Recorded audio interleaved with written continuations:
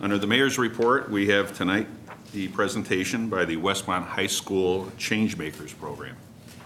So would Mrs. Therese please come up and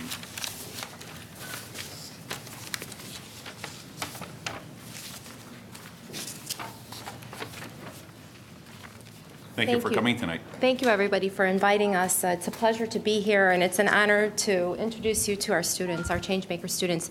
My name is Michelle Therese, and I am the media specialist at Westmont High School. I'm also the Changemakers coach.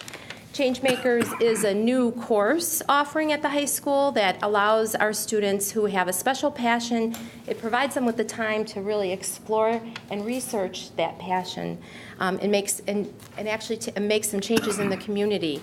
Our student projects are very diverse, as you will see tonight, but we all have the same theme, which is change. So some of our students are looking for change in the community, in the world, and within themselves. Our goal here tonight is to provide the students with an opportunity to present in a public forum and gain some authentic feedback from the community, but most importantly, we want them to start to feel comfortable with starting a dialogue and discussion in the community about issues that are meaningful and relevant to them. So I'd like to introduce our first student, Nikki Duran. Nikki's an exceptional writer, and she's here to introduce her project. She's publishing a book, and she'd like to read you a summary of her novel. Thank you, Ms. Therese. Nearly 100 years ago, the Queen of Hearts split her soul in half, creating the Queen of Diamonds to rule over the overworld, what was once the Earth. Every 4 years, 10 girls aged 15 to 25 are sent down the rabbit hole. Due to the heart's powers, every girl born, no matter where they are, is born with blonde hair and blue eyes. And so no one is safe. No one has ever returned from the Wonderland, not since Alice Little herself. But there is a resistance. A small group of people who plot to kill the queens and save the girls. As of yet, none of the resistance has been chosen, but Ashley Lewis will not be deterred. She is determined to find a way down the hole and save the girls. However, Wonderland has changed. It's darker and dangers lurk everywhere, and Ashley Lewis is about to stumble upon Wonderland's biggest secret and perhaps greatest danger. My name is Nikki Duran, and I'm a writer. My project has very little to do with change when you take it at face value. I want to publish a book. But if you take a closer look, it means so much more it's so much more important than people naturally assume. Publishing a book, even writing a poem or reading one, is fundamentally significant to young teens' development. The majority of my generation deals with stress from thousands of different sources, and most of them are fighting more nefarious battles. Writing gives them a sense of empowerment, of release that they might not receive in any other situation. The feeling of empowerment is not always visible, but to them, it's the world. I want teens to know that it's okay to have feelings, that it's okay to let them show. I want teens to know that if they're dealing with something, they can write about it and talk about it. But not everyone has that, and our next speaker, Laura Bowling, knows that firsthand. Thank you, Nikki. As Nikki mentioned, writing can be a powerful tool to help empower teens who are troubled or need a way to find their voice. Writing can help these students because they can put their feelings on paper rather than taking their feelings on themselves physically. I've been bullied numerous times. I had no self-esteem and confidence at all whatsoever. I've been called just about every name in the book: fag, worthless, freak, retard, and a poser. I've even been bullied by my own father because he hates me because he used to hate me because I'm lesbian. One time it got so bad that I had to be hospitalized because I was on the verge of committing suicide. In 2011, I called 911 because I was on the verge of ending my life. I was brought to Good Sam, and I was there for 7 hours. Then I was transferred to a mental hospital in Streamwood. There, I was diagnosed with major depression, severe ADD, and anxiety. I was there for 9 days. I was also prescribed Cymbalta for my major depression and Adderall for my ADD, and nothing for the anxiety because I refused to take anything. I stopped taking Adderall and Cymbalta. I recently stopped taking Adderall and Cymbalta because I feel that I can actually focus now and that I feel so much better now. I made the honor roll first semester of this year, and I'm on a really good start this semester. I'm currently seeing my second therapist, and she's helped me out so much.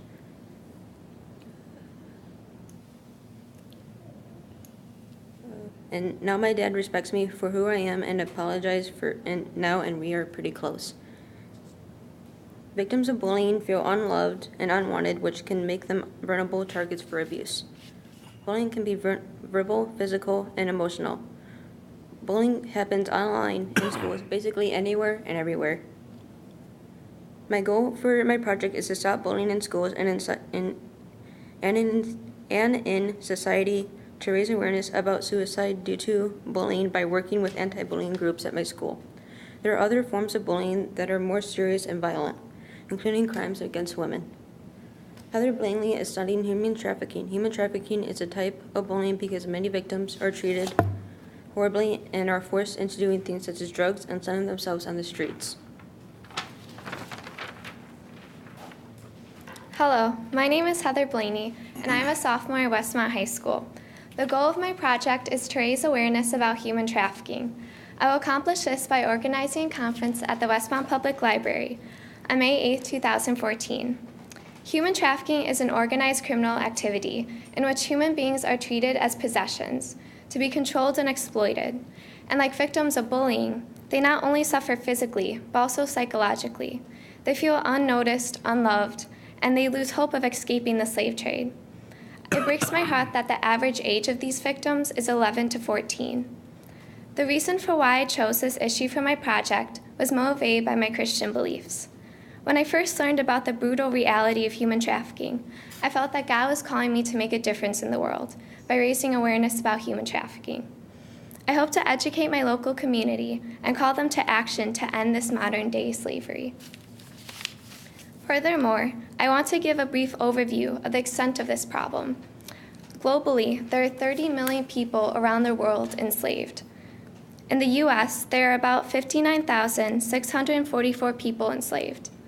In Chicago alone, an estimated minimum of 16,000 to 25,000 women and girls are victims of commercial exploitation in Chicago every year.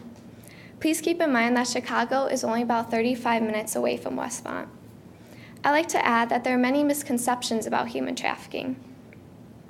People commonly associate human traffickers, also known as pimps, with African American males who wear fur coats, colorful suits, ridiculous hats, and lots of bling.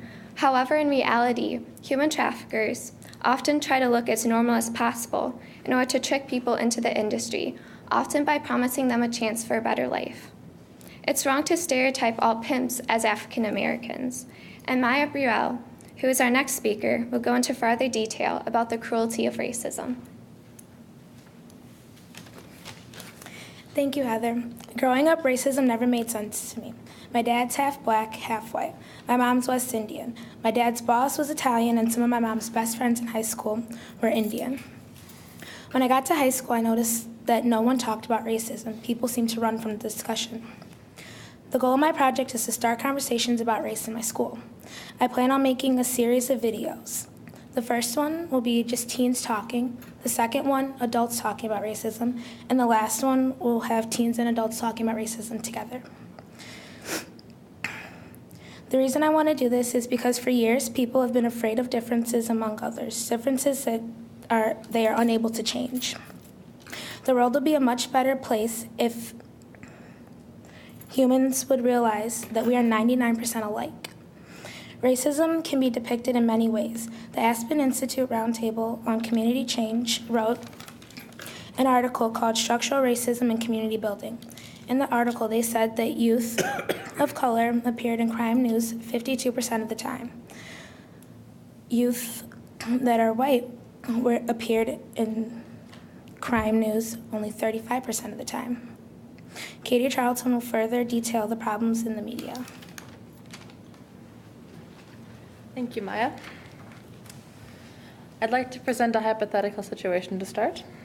A guy walks in with a megaphone. He isn't the smartest person at the party or the most experienced or the most articulate. But he's got that megaphone. So he starts talking. What happens? Well, people turn to listen. Some are agreeing with him, some disagreeing. But because he's so loud, their conversations will begin to react to what he's saying. As he changes topics, so do they. His main characteristic is dominance. He crowds the other voices out. His rhetoric becomes the central rhetoric because of its unavoidability. This is a quote from award-winning author George Saunders in an essay about media. His point is that media can have the power to dictate our conversation and even the overall tone of our society. Think of the conversations you have every day. The newest celebrity scandal, a news piece about suburban crime statistics, or your opinion on the latest movie or book you saw or read. The media can give great insight to the world around us. With modern technology, we can have stories broadcasted directly to us from anywhere on Earth. However, when the top news story is about Justin Bieber egging a house, I think we can all agree the media isn't quite living up to its full potential. Media literacy is an up-and-coming movement dedicated to teaching individuals, mostly youth, how to effectively dissect and analyze the media they're exposed to, and how to create informative and innovative media for themselves. Through this Changemakers class, I hope to become a part of the media literacy movement, first by writing essays about problems that I find in the media, and then proposing some possible ways to begin fixing those issues.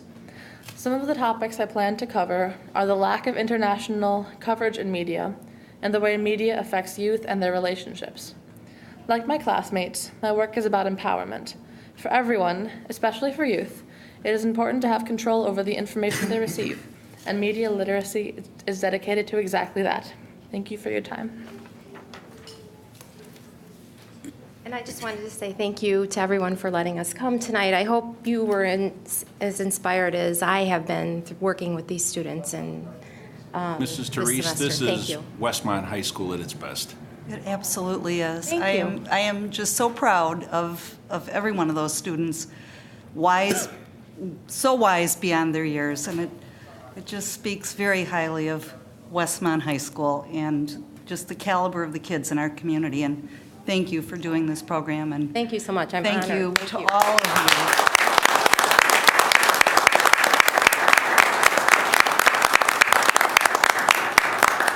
I'm Marie Charlton, and on behalf of the parents and CUSD 201, I would just like to thank the Village Board for taking a couple minutes out of your time.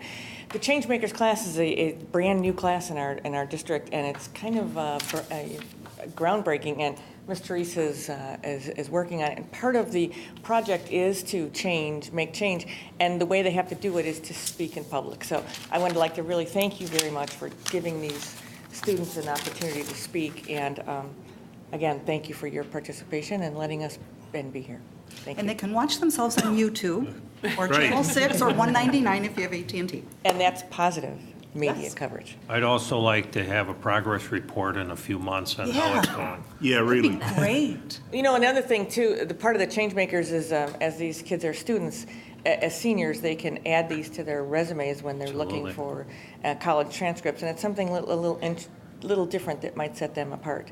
So, you know, I applaud our high school and Ms. Therese, and particularly the students who have kind of gone out of their comfort zone to work on this. So. And what a wonderful job. Nobody was even nervous. How did they do that? Mrs. Therese, you're always welcome. They were fabulous. Mrs. Therese, you're always welcome to come back with the students. Thank you. Thank you. We appreciate that. Thank you very much. Thank you for your support. Have a wonderful evening. Yes, sir. Question for Laura. Yes. When I go over to the high school, I've seen several posters about bullying. Is that part of your work? No.